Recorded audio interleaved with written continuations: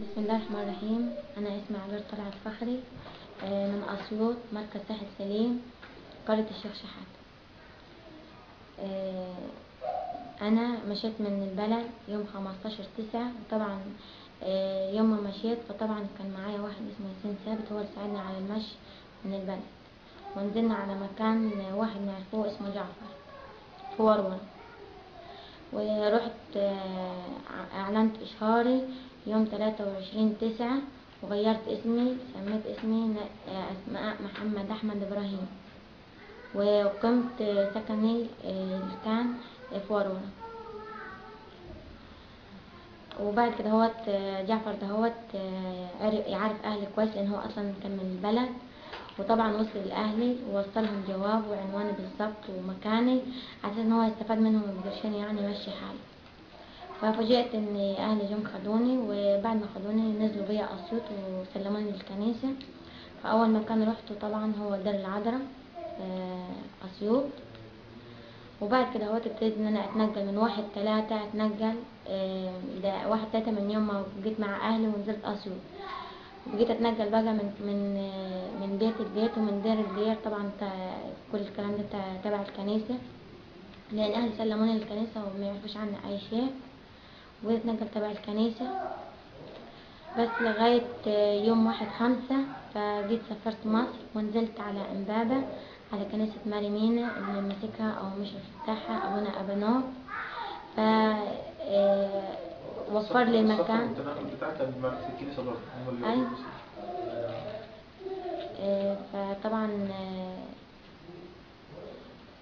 رحت لابونا ابانوب في كنيسة ماري مينا، وطبعا هي كنيسة اسيوط هي اللي بعتاني. وابونا ابانوب وفر لي المكان في بيت انبا يوحنا القصير، ده في نفس الشارع جنب الكنيسة. هو البيت دوت على الشمال والكنيسة على اليمين.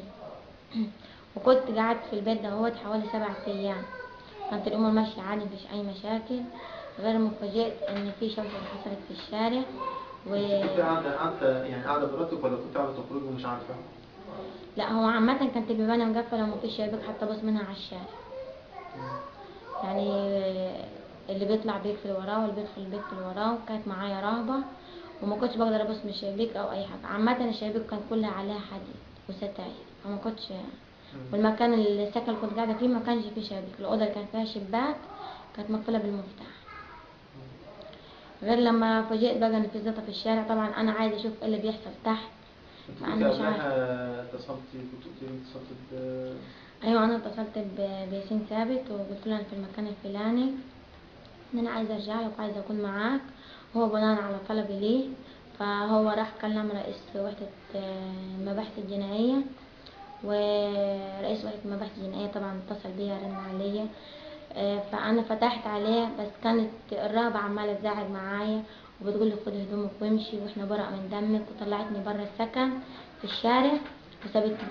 كنت سامعة كان ساعتها في ضرب نار او حاجة كده، ولا كان لسه؟ لا، كان لسه مفيش اي حاجة، بس انا لما نزلت الشارع كان في شوشرة جامدة في الشارع وزيطة نار، لكن ما شفتش ضرب نار. يعني هم خرجوك على اصلا حاجة اتفتشت ما تبقيش. ايوه، قالت لي انت تطلع عشان لو بعد 5 ثواني مش هنقدر نطلع. فطلعتني في الوقت دوت. كان بيرن عليا رئيس وحدة مباحث امن الدولة، فانا فتحت فبيقول لي يا ماما انا رئيس مباحث امن الدولة، انت فين؟ فانا ما عرفتش ارد عليه طبعا، لان انا في الشارع مرتبكة ومش عارفه ايه اللي هيحصل لي ولا ايه مصيري، فقفلت التليفون ما قدرتش ارد عليه. فكل اللي قدرت اعمل ان انا طبعا طالعه من البيت وطالعه كده على غفله ومش عارفه انا طالعه اعمل ايه ولا يعني هتصرف ازاي، مش عارفه. والشوارع بره كلها ناس وشوشره جامده، ومعايا طفله صغيره وحاجتي. فكل اللي قدرت اعمل ان انا اوقف توك توك وركبت ومشيت.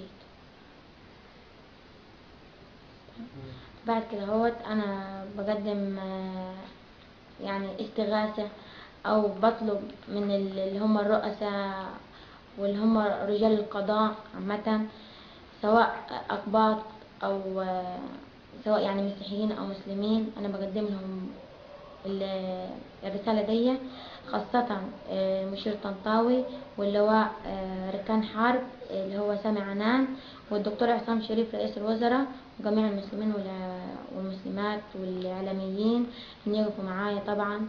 وأنا من ذنبي ان انا كنت في الكنيسة، او الحوارات اللي حصلت دي كلها، والاخوة اللي هم اتصابوا، والاخوة اللي هم اتوفوا، واللي هم مسجونين. انا بطلب استغاثة اللي هم بتوع المباحث الجنائية والقضاء.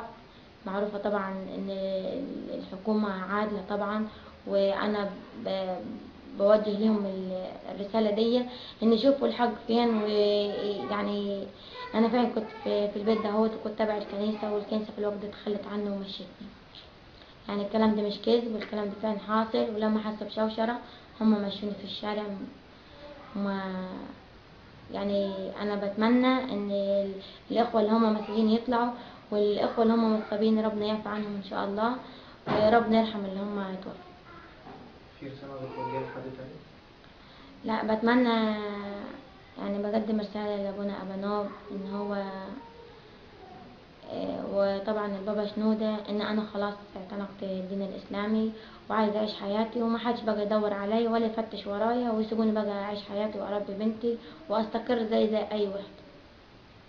وبشكركم، بتمنى ان تقفوا جنبي وتسمعوا صوتي، ودايما اسمع اصواتكم حواليا.